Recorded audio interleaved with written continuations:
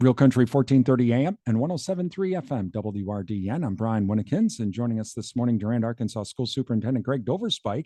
So we talk about the Monday school board meeting and the budget hearing as well. And Superintendent Doverspike, thanks for joining us today. Well, first, let's talk about the budget. As you told the board members, it's kind of a normal thing now, another balanced budget. Yeah, this makes our 8th balanced budget in a row. So if you think about it, it's 8. I've in my 11th year, so I've been part of 10 budgets because the first one was created when I got here. But we've been able to balance 8 in a row.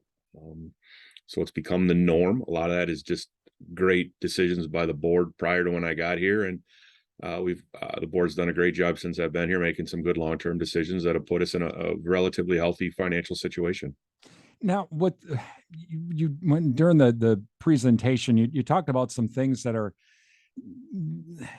I guess, I don't want to, I guess I would say confusing, and that's okay. The way that the mill rate is, we really shouldn't follow what the mill rate is because that's kind of not the real number we should be following. I guess kind of expand on that. Yeah, in past, everybody's spent a lot of time focusing on mill rate. And in the past, that probably was a good number to look at. But what's happened is the state has increased their aid to schools, but they haven't increased the revenue limit. So as a result, the state talks about a historic investment in education. It's not really an increase in spendable money for the schools. It's just they're using us as a conduit with which to reduce property taxes. So because of the increase in the aid, you've seen a decrease in the tax levy across districts. Couple that with all the inflationary increases of property values. So you've seen property values go up drastically. So when you have property values go up and you have aid go up, the levy goes down, therefore the mill rate goes down with it. So it's kind of an inflated number, or a deflated number, I guess, because everybody's mill rate is going down drastically. It's not really probably the truest test to look at. The true test to look at is probably more of what the total tax levy is. And our total tax levy as a district went down, 355 or 455, I'm sorry, between 455 and $460,000. So, we did see a decrease in the tax levy, which in the end is going to result in a decrease in taxes, all things being equal across the district.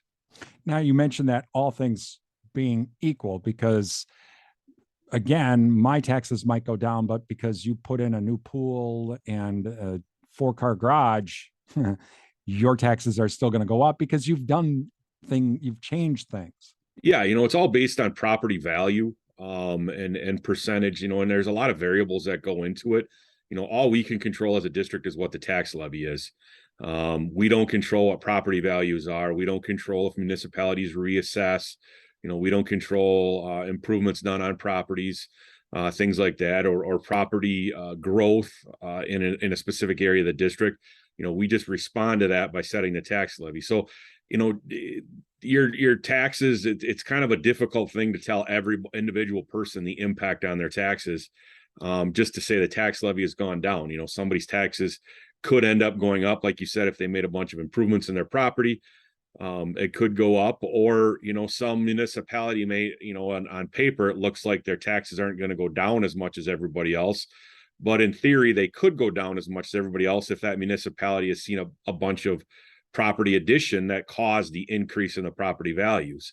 If the property values just increased because it was reassessed, or because they had a larger inflationary increase than a different municipality in the district, then their taxes won't go down as much as everybody else. There's a lot of variables and factors that go into it that really make each individual person unique in the process. And, there's a lot of things that even I can't answer with how, why, but except for to just, look at what their property value was worth last year, what their property value was worth this year. And, that's typically a pretty good place to start.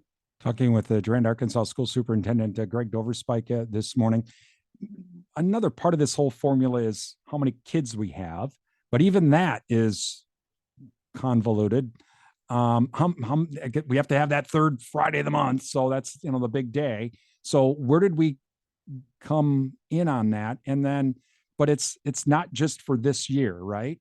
Right. So what ended up happening is we're down in enrollment a little bit this year.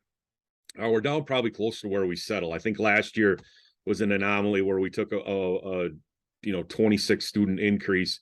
We took a 24 student, 23 student, 23, I'm sorry, decrease this year to 984. But because that decrease happened, our revenue limit still went up. And the revenue limit is the amount of money you have per pupil under the revenue limit formula.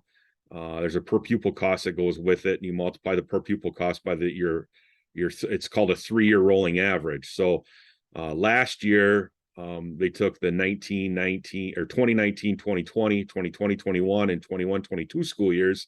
You add them together and divide by 3 to create an average. And there's other variables that go into it with summer school and 4K counts, but we'll just keep it simple. And then this year they did 22, 21, or 2020, 2021, 2021, 2022, and then this year. And, our average went up actually a little bit because in 2019, 2020, the last year on last year's count was 956. This year at 984. So really, we saw an increase in our average because when you drop 956 off and add a 984 in, obviously everybody understands 984 is greater than 956. So therefore, our average went up. Talking with the Durand-Arkansaw School Superintendent Greg Doverspike this morning. Greg, is there a concern, because you mentioned about the property values and year over year, because of the economic conditions, property values jumped 12%, but we all know that's not very sustainable. So is there a concern that as we go forward, and then of course there's a lot of COVID money coming in that we don't really get all the time. Is there a concern going forward though for future budgets that we're going to have issues? Yeah, well, I think it's a two-part question. The first part is the property values. If the property values start decreasing, or don't increase at the same rate, all that's going to do is impact the mill rate. It all goes back to the tax levy, like we said earlier. That's the key. So the mill rate may go up, but the mill rate may go up and then you have to get into the funding formula based on how is everybody else's property values increasing as compared to ours, or others increasing at a faster rate than ours. And then that impacts the formula, which then impacts your aid. The second part of your question is the state and the biennial budget that we're currently finishing up right now. The state did not give any additional spendable money to school districts for the most part. There was some areas where they gave us some, but when you look at the revenue limit, the largest chunk, there wasn't a really substantial increase in spendable money as a result, because they counted the COVID relief money we got, which is, we got money in that. We're not going to complain about the fact we got the COVID relief money, but it's one-time money. So when that money is out, if you don't have that money to replace it, it's almost like if you as a taxpayer or as an individual built your budget around the COVID relief money you got as an individual, and that check stops coming, which it did, then your budget, you have a shortage in your budget that you have to find money somewhere else. You either have to find more revenue or you have to decrease expenses. And that's kind of where we're in, is if the state, which they're in the process of starting the next budget, and that will gear up following the election, the state is in a process right now of having those budgetary discussions. And that's going to be a key point that I'm going to spend a lot of time looking at, is what does the state do with the education portion of the budget? If you've been following the news, the state had a record surplus in terms of tax revenue this year.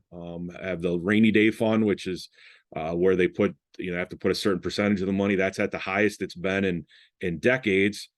So many have argued the state has funds available to increase spending, increase contributions to education and other areas, not just us. But it's a matter of, what's going to happen. And is that extra money going to come back at proper or as tax relief, or a mixture of all of the things and above? Talking with Durand-Arkansaw School Superintendent Greg Doverspike this morning. And moving on to the school board meeting, the district and Pepin County are working on kind of like not a school resource officer, but a school social worker program. Tell us about that. Yeah, it was a conversation that actually started about a year ago between the Pepin School District, the Durand-Arkansaw School District, and Pepin County Human Services. As Pepin County was talking about how to distribute their COVID money. And we talked about a joint social worker position that's going to give school districts a little bit more, give the social work, human services department a little bit greater presence in the buildings, and probably streamline some services that we both have, along with provide just some extra support to our kids. One of the things that's, I think, we always knew was available, always knew was prevalent, and only got worse as COVID went on, was the amount of mental health that all ages are dealing with, but especially students. And that's an area where, as a district, we need to continue to look to evolve, and there's not a lot of mental health professionals in our area. So you have to look at other ways with which to try to provide the services and some of the mental health. And, we have the SRO, we have different relationships with outside entities that can come in and provide that. We have some of our own staff. This would be just another avenue that we have in an effort to try to meet some of the mental health issues and just streamline some processes we have here and get some additional services for our students. So we're excited about the possibility of where this could go. I think there's a lot of value in it. Otherwise, we would have never gone down this road. But yeah, it would be a joint position between the two school districts and Pepin County. And we haven't really finalized exactly all the details of it yet to bring a contract to the board. It was more of just giving the board an FYI of kind of the conversations that we're having. Do you in these conversations, do you know, will there be a cost for the districts? Yeah, the district will experience a cost. We will end up paying a percentage of the contract. If you follow like our SRO contract, we pay the portion of the school year, and then while the SRO is on working over the summer on city time, and then the city picks up that contribution. So, I think we're going to use that SRO contract as probably a starting point. Along with, there's other school districts that have a social worker in-house and relationships with the county. So we'll take a look at those contracts. But yeah, as a district, we will be using, and we can use our ESSER money as well. So we'll be hopefully using some of our ESSER money to offset the cost of this, to help provide more services to our kids. Talking with Durand-Arkansaw School Superintendent Greg Doverspike this morning. One of the other things that was brought up was the Fund 46 future projects list. And this is, I guess, explain what Fund 46 is and what this list does. Well, Fund 46 came about a few years, probably close to a decade ago now. I'm starting to lose track of time, probably 7-8 years ago, under Governor Walker, where you could establish an account and then you can put money into and get aided on that money that year.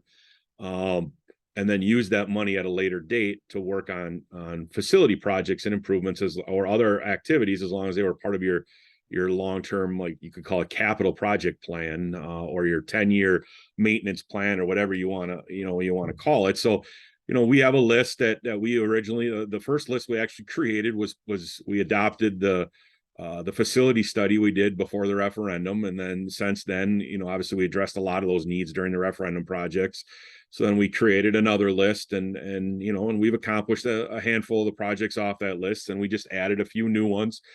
Because in order to use the Fund 46 money, it has to be on the board approved plan. So, and it's not necessarily a plan that we're going to, we may not do everything on that list, and we may not, it's some of it is pie in the sky dreams that we may have, and some of it is actual stuff that we know we need to do. For instance, the parking lot at Caddy needs to get seal coated. The parking lot here at the high school need to get replaced here in the near future. So those are on the list, and because we know we need to do those, and that's stuff that we have on the list, along with some, futuristic concepts that, we would love to see one day, whether it be, an auditorium, whether it be, lights at the baseball field and the softball complex, or, just different renovations here in the buildings. That's all on there. No, that doesn't mean we're going to do all those things. It doesn't mean that we're starting down the process of doing it. It just means that it's on this list, and, at some point we may entertain the possibility of doing it, but, or we may just leave it on the list for as long as I'm around here, and the next individual can figure out what they want on the list. So that money that's put into Fund 46, where does that money come from? Is that like a grant, or is that you have to take it out of your regular budget? Yeah. And it's kind of like a savings account? Yeah, it's similar to a savings account, because, like, for instance, if we finish the year, come in, we have $100,000 left at the end of our fiscal year. You have two options with it. You can put it into Fund 10, which is the fund balance. The problem is you don't get aided on it if you put it in there, because you didn't spend it technically. And then if you don't get aided on it, then that means the state looks the next year at the fact you didn't spend all the money you had. So you reduce the aid they give you the next year. So in the end, it harms the taxpayer. or you can put it in Fund 46, under which then you get aided on that money and when you place it in there. So the state views it as you spent the money in terms of the aid formula, but you haven't spent it. You just have it sitting in a separate account, and it's an account on a line item on the on our balance sheet, so we understand where all our money is divided out. But yeah, it's kind of like a specific savings account with specific purpose in mind. Designated funds would be another way to look at it. And so in that account, I mean, is the district able to, I guess, for lack of a better word, invest it into something to get better interest, or is it just sits there and that's it? No, I mean, we have some options with that. But anytime so we do a few different things, but also, sometimes when you invest it, you lose the liquidity of it. And there's certain things that we can use that for that help with their Fund 10 budget. So there's different things we do with it, but we do invest some of our money. Yeah, but we typically in very, I just want to assure the taxpayer in very low risk. We're not going out and spending money at the roulette table or spending money at, on the stock exchange here. It's money markets and relatively low risk type things, CDs, things like that. So yeah, we do some of that. And with that list, I know that you mentioned, the Caddy Woodlawn parking lot and all that, but there's, like even the front of the high school and the middle school, or even putting up a middle school sign. Those are things that might be a little bit farther ahead, quote unquote, on the list than a new auditorium. Yeah, and it's some of it you pick off the low hanging fruit, based on any year what you might have or you want to spend out of that account based on like for this year, Fund 46, we got a new boiler, a couple boilers in the middle senior high school, and finished the roofing project of the 95 edition. That all came out of Fund 46 money from previous years. So there's certain years where you're going to spend, more money. That was probably between those two projects, we probably spent 1.1 to 1.2 million. There's some years where you might just do a sign project, like you mentioned, that might only cost, 10, 15,000. There might be, and seal coating the Caddy Woodlawn parking lot isn't going to cost us, anywhere close to what a new boiler will cost us. So yeah, there's certain projects that get moved up on the list based on need. And some of them, like I said, are wish list. They're more wants than needs, and the needs outweigh the wants. So when we need to do something, it goes to the front of the list and the wants get slid down. And, like lighting at the baseball softball complex, that's a want, not a need. So that gets slid down below fixing parking lots, which you need to maintain, or, you're in trouble. So, those, like you said, the needs slide ahead of the wants. That is Durand-Arkansaw School Superintendent Greg Doverspike. You're listening to WRDN.